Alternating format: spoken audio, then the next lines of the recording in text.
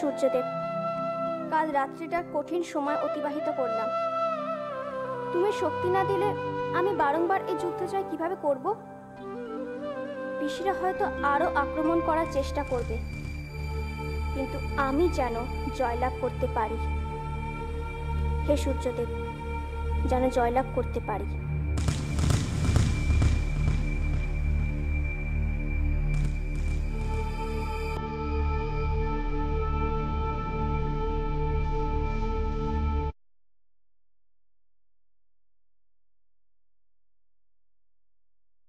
পিসিরা কেন এত শক্তি ক্ষয় করছে? এত বছর ধরে কিসের এত ষড়যন্ত্র, এত পরিশ্রম? আর সব থেকে বড় কথা হচ্ছে ভাই কাকা যে তার জন্য।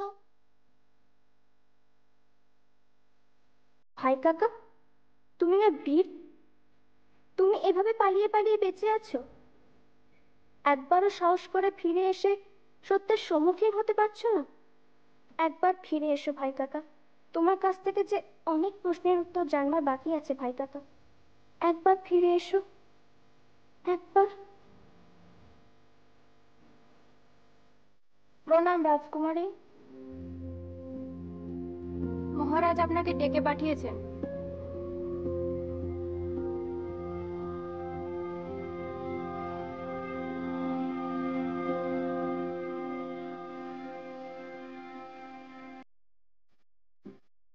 প্রণাম দিদি। উপদেশ, তুমি কি কোনো বিশেষ সংবাদ জানানোর জন্য আমাদের এভাবে এখানে ডেকে পাঠিয়েছো? হ্যাঁ দিদি, বলছিলাম যে খনা আসুক, তারপরেই নয় আপনাদের সবার সামনে সেই সংবাদ শোনাবো। এটা বোধহয় একান্তভাবে আপনাদের পারিবারিক আলোচনা, তাই এখানে আমি। তা কেন মাসুমা? আপনি তো এই পরিবারের বাইরের কেউ নন।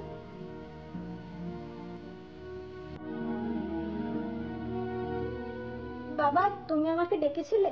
এসো মা।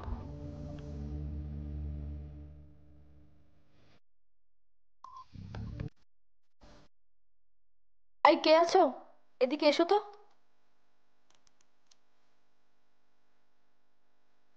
তুমি যাও।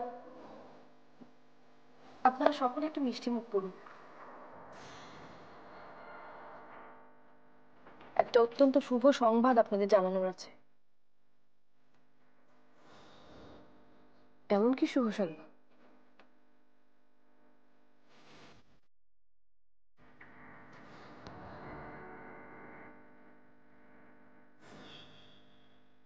উপদেশ,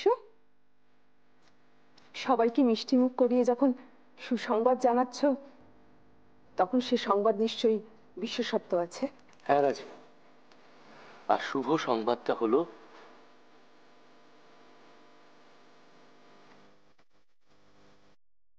মহানামা আবার অনুরাধাপুরমে ফিরে আসছে।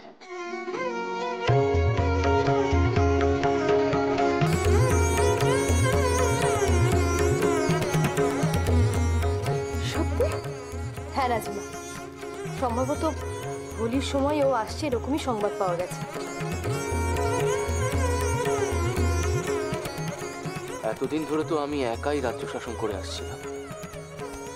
একা পুরোটা দেখাশোনা করা সত্যি কঠিন, তাই এখন যখন মহানামা ফিরে আসছে তখন।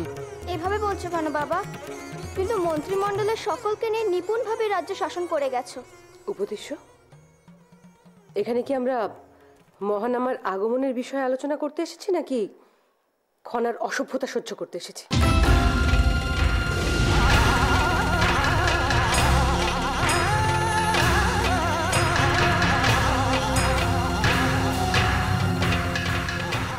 এভাবে কেন বলছো ত্রিজটা? খনা সিংহলের ভাগ্যলক্ষ্মী, তার কথাকে তুমি অসভ্যতা বলছো?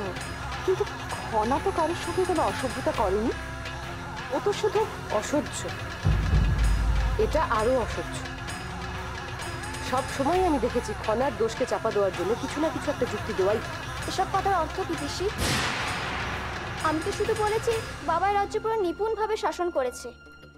এতে খনা, আর একটা কথাও বলবে না তুমি। তোমার ভাই কাকা ফিরে আসাতে তুমি খুশি নাও? উপদেশ, আমার মনে হয় মহানামার এই ফিরে আসাটা স্মরণীয় করে রাখা উচিত। তাই আমি চাই অনুরাধাপুরমের সকলকে নিমন্ত্রণ জানিয়ে একটা মহাভোজের আয়োজন করা হোক। অবশ্যই দিদি, সামনেই বিভীষণ উৎসব, যদি দুটি আনন্দের মুহূর্তকে একসঙ্গে পালন করা যায় তাহলে। কেন বলো তো? আমার ভাইয়ের বেলাতেই সবকিছু এভাবে পিছিয়ে যাওয়ার কারণ কি আশ্চর্য! এটা তো পিছিয়ে যাওয়ার প্রশ্ন নয়। মহানামার প্রত্যাবর্তন মহাসমারোহে যদি বিভীষণ উৎসবের সময় পালিত হয়, সে তো আরো করবে। ত্রিজটা বোধহয় ওর ভাইয়ের প্রত্যাবর্তনে এত আনন্দিত হয়েছে যে তাই ধৈর্য আর ধরে রাখতে পারছে না। ঠিক আছে দিদি, তাহলে এটাই স্থির হলো যে বিভীষণ উৎসবের সঙ্গেই মহানামার প্রত্যাবর্তন মহাসমারোহে পালিত হবে। বাকি কথা নয়, আমি মন্ত্রিমণ্ডলের সঙ্গে আলোচনা করব। এখন আমি আসি।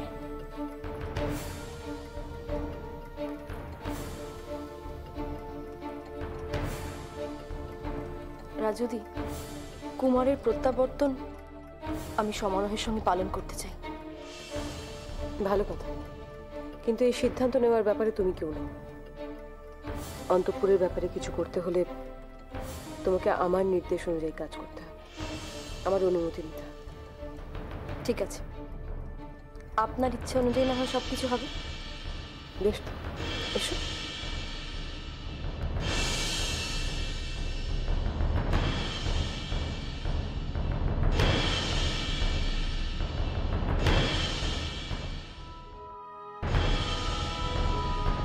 খনা,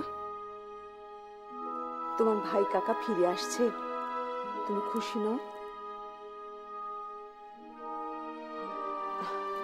খনা, তুমি নিজের সঙ্গে সময় অতিবাহিত করো। আর আরেকটা কথা মনে রেখো, তোমার ভাই কাকা তোমাকে খুব ভালোবাসতো, সত্যি।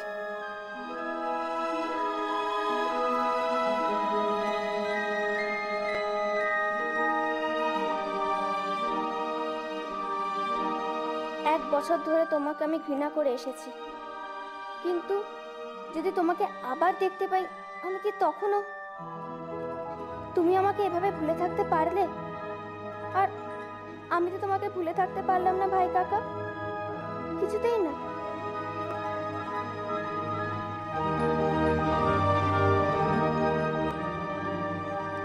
আপনি কি বিশেষ কোনো কারণে আমাকে এখানে ডেকে পাঠিয়েছেন রাজুদি? হ্যাঁ ঐশিকা, খনার কথাবার্তা আচার আচরণ দিনে দিনে এক চূড়ান্ত মাত্রা নিচ্ছে। আমার মনে হয় এখনই ওকে নিয়ন্ত্রণ করা প্রয়োজন। কেন? কেন বুঝতে পারছো না?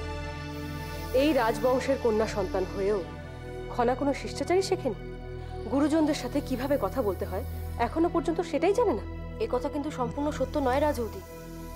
খনা সকলের সাথে শ্রদ্ধাশীল আচরণ করে, আর তবু যদি আপনি কোনো কারণে আহত হন, তাহলে আমি নিজে খনার সঙ্গে কথা বলবো।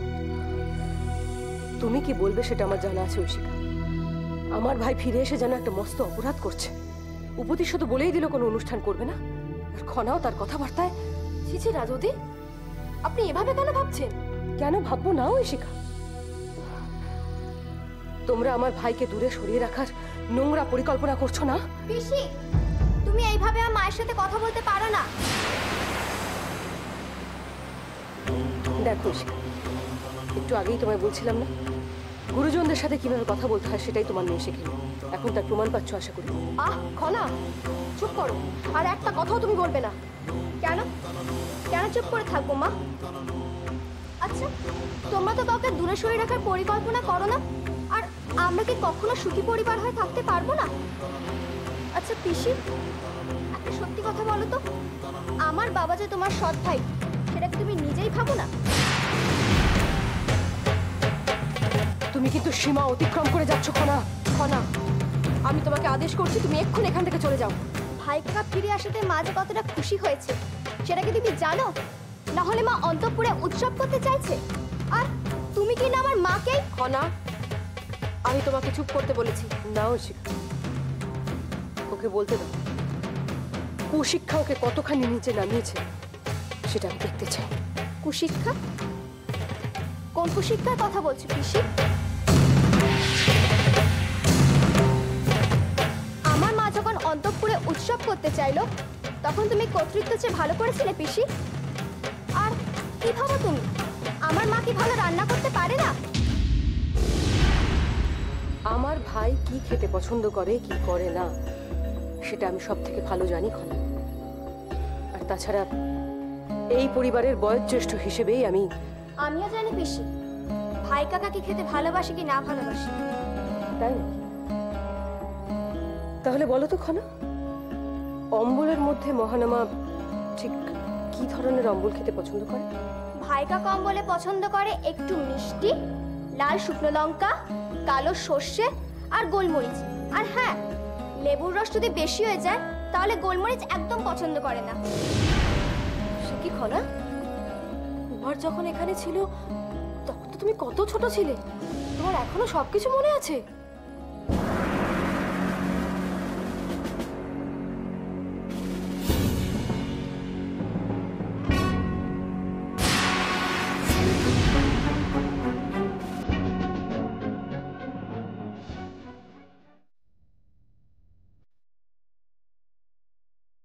খনা, কিছু বলবে আমাকে? কি হয়েছে খনা? চুপ করে আছো কেন? খনা, সেদিন ওষুধ চালনা করতে গিয়ে তুমি হাত কাটলে, আবার সেই ক্ষতর উপর সবজি কাটতে গিয়ে আঘাত পেলে।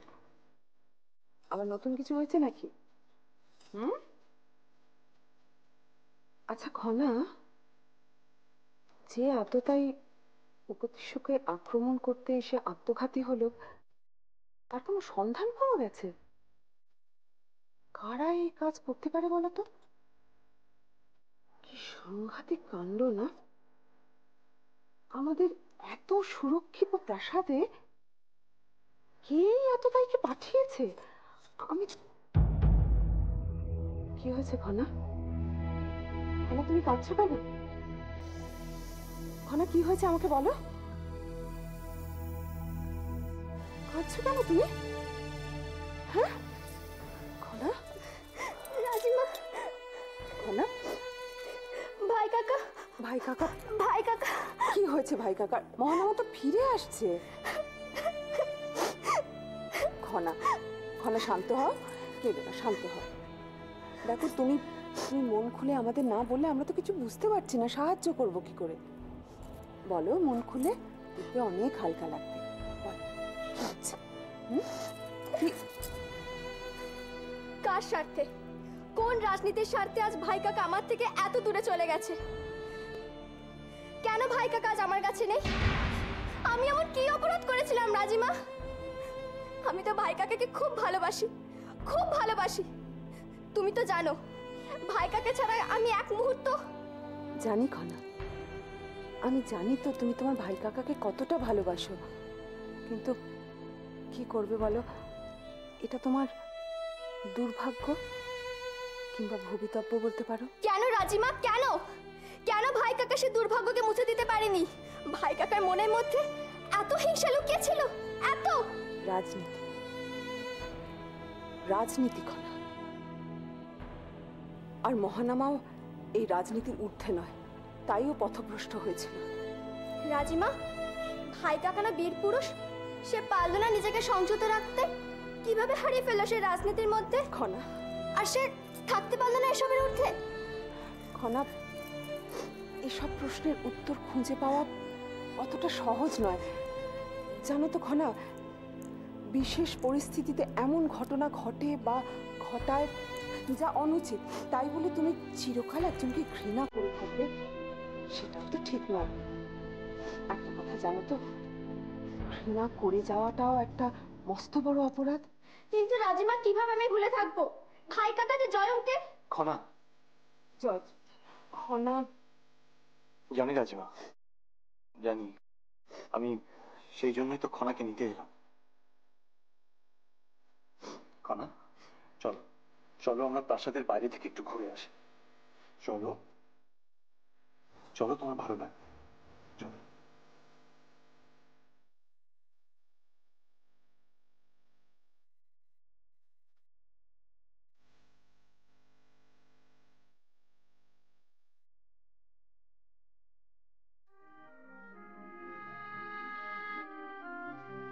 হলো খনা? তুমি আমার সঙ্গে কথা বলবে না?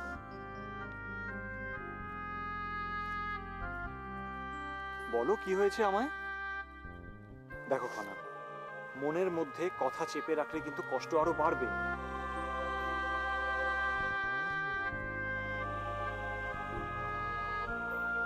এই মুক্ত বিন্দু প্রবাহ এবার বন্ধ হোক, কেমন?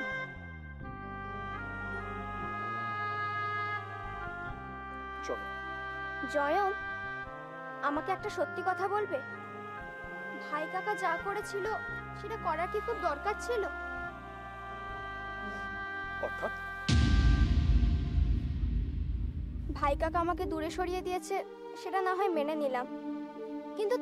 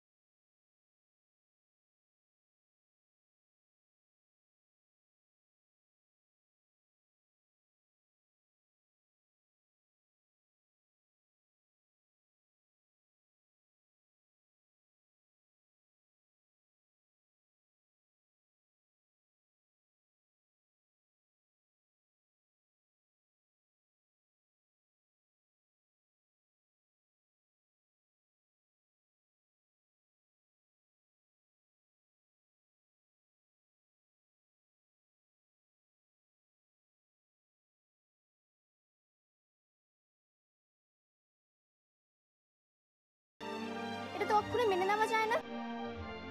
খনা, তুমি তো সবটা জানো না, তাই কি হয়েছিল এমন? বলো, ভাই কাকা এমন কি হয়েছিল? বলো জয়, তোমাকে বলতেই হবে। ভেবে দেখো খনা, তুমি সবটা শুনতে প্রস্তুত তো? আমি প্রস্তুত আছি, বলো আমাকে। রাজকুমার রাজকুমার এক নগর নদী মন্দাকিনীকে ভালোবেসেছিল।